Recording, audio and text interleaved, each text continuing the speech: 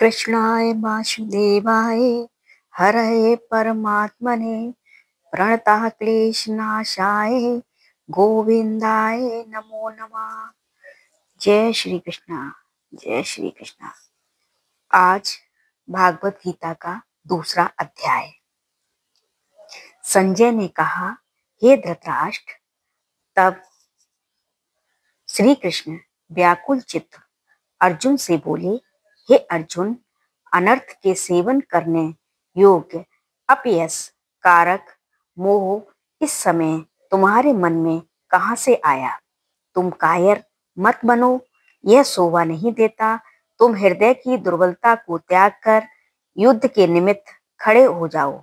अर्जुन ने कहा, हे मधुसूदन, मैं रण में पूज्य भीष्म और द्रोणाचार्य के ऊपर बाण प्रहार कर कैसे युद्ध करूं? गुरुजनों को मारकर उनके रक्त से सने भोगों को कैसे भोगूंगा? हम नहीं जानते कि संग्राम में हम दोनों में से कौन जीतेगा। यदि हम जान भी लें तो भी जिनको मार करके हम जीवित रहना नहीं चाहते, वहीं धृतराष्ट्र के पुत्र हमारे सामने प्रस्तुत है। मैं आपसे पूछता हूँ, जिससे निश्चय करके मेरा भला हो, वह मुझे समझा कर कहिए, क्योंकि मैं आपका शिष्य हूँ। मुझे शिक्षा दीजिए। मुझे पृथ्वी का निष्कंटक राज्य मिल जाए और देवताओं का भी आधिपत्य मिल जाए, तो भी ऐसा कोई उपाय नहीं दिखता कि जो मेरी इंद्रियों के शोक को दूर करे। हे गोविंद, मैं युद्ध नहीं करूंगा। यह कहकर अर्जुन चुप हो गया। संजय बोला, हे राजन, दोनों सेनाओं के मध्य में खिन्न होकर बैठे अर्जुन से श्री कृष्ण ने ये वचन कहे, हे अर्जुन, जिसके लिए शोक नहीं करना चाहिए तू उसके लिए शोक करता है, और पंडितों के से वचन तो कहता है, परंतु पंडित लोग ना मरों का शोक करते हैं और न जीवितों का। यह बात असंभव है कि मैं पहले न था, तुम न थे और ये राजा भी न थे, इसके बाद नहीं रहेंगे। जैसे देहधारियों की इस देह की लड़कपन, जवानी, बुढ़ापा ये अवस्था होती है, तैसे ही मृत्यु के बाद दूसरी देह की भी होती है। इसलिए पंडित लोग मोक्ष को प्राप्त नहीं होते हैं। हे नर, सुख दुख को समान मानने वाले जिस वीर पुरुष को यह बाह्य पदार्थ क्लेश नहीं देते, वह मोक्ष पाने का अधिकारी है। असत वस्तु का तो अस्तित्व नहीं है और सम का अभाव नहीं है। इस प्रकार इन दोनों को ही तत्वज्ञानी पुरुषों ने देखा है। जिससे सारा संसार व्याप्त है, उसको अविनाशी जानो, क्योंकि इस नाश रहित आत्मा का विनाश करने में कोई समर्थ नहीं है। अतएव हे भारत, तुम युद्ध करो।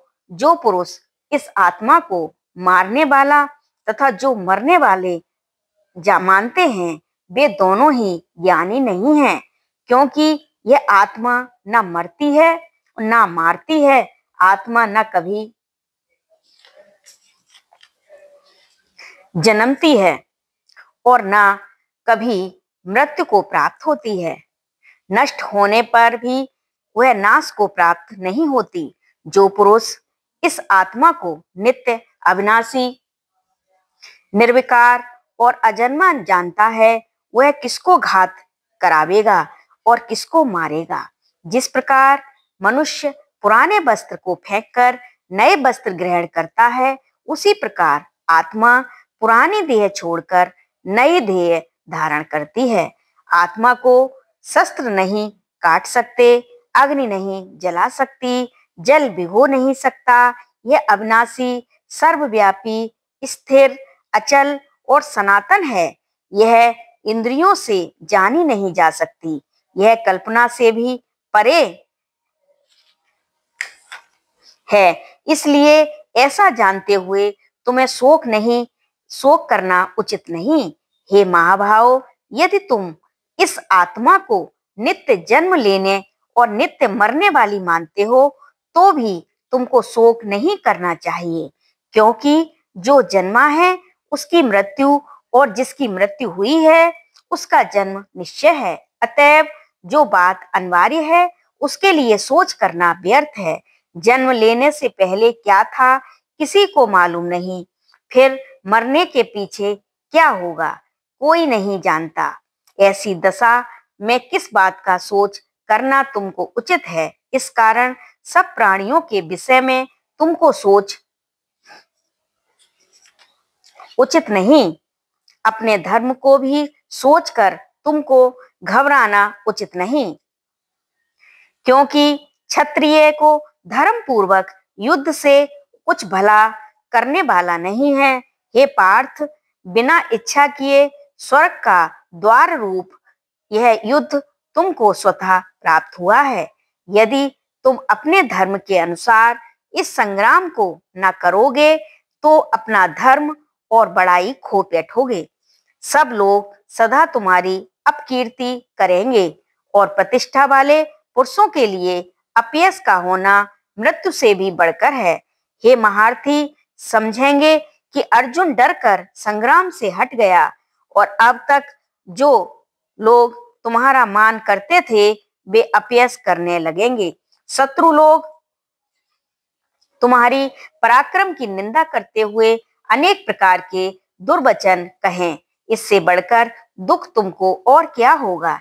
यदि तुम युद्ध में नष्ट हो गए तो स्वर्ग का सुख भोगोगे और जीतने पर पृथ्वी तल पर राज्य करोगे। इसलिए युद्ध के निमित्त दृढ़ प्रतिज्ञ होकर खड़े हो जाओ। सुख दुख, लाभ हानि, जय पराजय इनको समान समझकर लड़ने के लिए तैयार हो। ऐसा करने से तुम पाप को प्राप्त नहीं होगे। हे पार्थ, यह ज्ञानोपदेश ज्ञान योग के विषय में तुझसे कहा गया। अब निष्काम कर्म योग के विषय में सुन। जिस ज्ञान को पाकर कर्म बंधन से तेरी मुक्ति होगी, अनायास ही सिद्ध हो जाते हैं, उसी तरह संपूर्ण वेदों में कहा हुआ है, काम कर्मों का फल ब्रह्म में भक्ति रखने वाले मनुष्य को सहज ही में प्राप्त होता है। तुमको केवल कर्म करना चाहिए, फल तुम्हारे अधिकार में नहीं। तुम ना तो फल की अभिलाषा से काम करो और ना निकम्मे ही रहो। फल की आशा त्याग कर कार्य की सफलता को समान मानकर तुम योगस्थ होकर कर्म करो। यही कर्म ज्ञान योग है। इस बुद्धि योग सहित कर्म से अन्य कर्म अत्यंत हीन है, इसलिए तुम बुद्धि योग का आश्रय ग्रहण करो। फल की इच्छा रखने वाले निकृष्ट होते हैं। निष्काम कर्म करने वाला पुरुष ईश्वर की कृपा से इसी प्रकार संसार में सुकृत और दुष्कृत इन दोनों ही का त्याग कर देता है। इसलिए तुम निष्काम कर्म में प्रवृत्त हो। कर्म फल को त्याग कर ही बुद्धि युक्त ज्ञानी पुरुष जन्म बंधन से हटकर मोक्ष को प्राप्त होते हैं। जब तुम्हारी बुद्धि मोह बन के बाहर निकल आएगी तब तुम्हारा मन आगे सुनने वाली तथा हुई बातों से विरक्त हो जाएगा। अनेक श्रुति स्मृतियों के वचनों को सुनने से तुम्हारी बुद्धि भ्रमित हो गई है। जिस समय वह निश्चल होकर आत्मा में स्थित होगी तभी तुमको तत्व ज्ञान प्राप्त होगा। अर्जुन ने पूछा, हे केशव, आत्मस्वरूप में निश्चल बुद्धि वाला किसको कहा है? उसके लक्षण क्या हैं? श्री कृष्ण जी बोले, हे अर्जुन, जो महापुरुष मन की सब कामनाओं को त्याग देता है और अपने आप ही में प्रसन्न रहता है उसको निश्चल बुद्धि कहते हैं।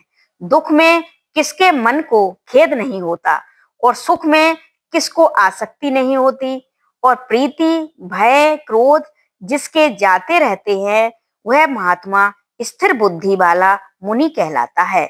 जो शुभ पदार्थ प्राप्त होने से हर्ष नहीं करता, अशुभ से अप्रसन्न नहीं होता, उसी को स्थिर बुद्धि जानना चाहिए। और कछुआ जैसे अपने अंगों को सिकोड़ लेता है, उसी तरह पुरुष अपनी इंद्रियों को विषयों से हटाता है, उसी की बुद्धि स्थिर हो जानी चाहिए। निराहारी पुरुष के विषय घट जाते हैं, परंतु विषयों में उसकी चाह बनी रहती है। पर ब्रह्म का अनुभव होने पर चाह भी घट जाती है। हे अर्जुन, मोक्ष में प्रत्यक्ष करने वाले विद्वान व्यक्ति को भी प्रबल इंद्रिय बलात्कार से उसके मन को जीत लेती है। इसलिए सब इंद्रियों को विषयों से रोक मेरे विषय में तत्पर हो जावे। जिसने इंद्रियों को बस में कर लिया, उसी की बुद्धि निश्चल है। जो पुरुष विषयों के ध्यान में रहता है, उसकी प्राप्ति हो जाती है। प्राप्ति होने से कामना होती है, इच्छा के पूर्ण ना होने से क्रोध की उत्पत्ति होती है, क्रोध से अविवेक होता है, अविवेक से स्मरण शक्ति नष्ट हो जाती है, स्मरण शक्ति के नाश होने से बुद्धि क्षय होती है।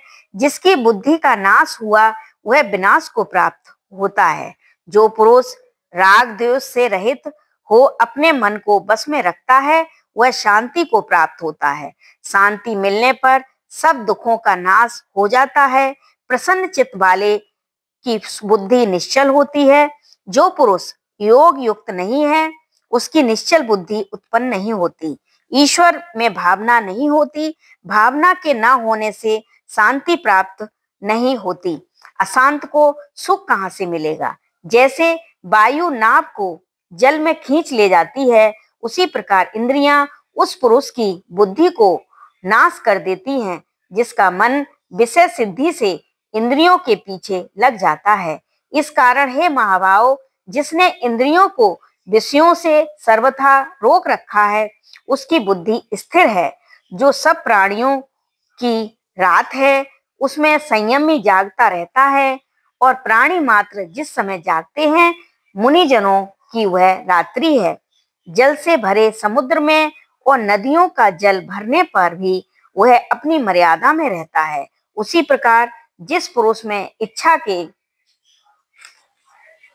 न रहने पर भी सब विषय भोग प्रवेश करते हैं, उसी को शांति मिलती है। विषयों की इच्छा करने वाले को शांति नहीं मिलती। जो सब कामनाओं को छोड़कर तथा इच्छा रहित विचारता है और ममता अहंकार जिसमें नहीं है, वह शांति को प्राप्त होता है। हे पार्थ, ब्रह्म स्थिति यही है। ऐसी स्थिति मिल जाने पर प्राणी फिर मोह में नहीं फंसता और अंत समय में निर्वाण ब्रह्म को प्राप्त होता है। इति श्री मद्भागवत गीता सुपनिषत्सु ब्रह्म विद्या योग शास्त्रे श्री अर्जुन संवादे आत्म संयम योगो नाम द्वितीयो अध्यायो समाप्त।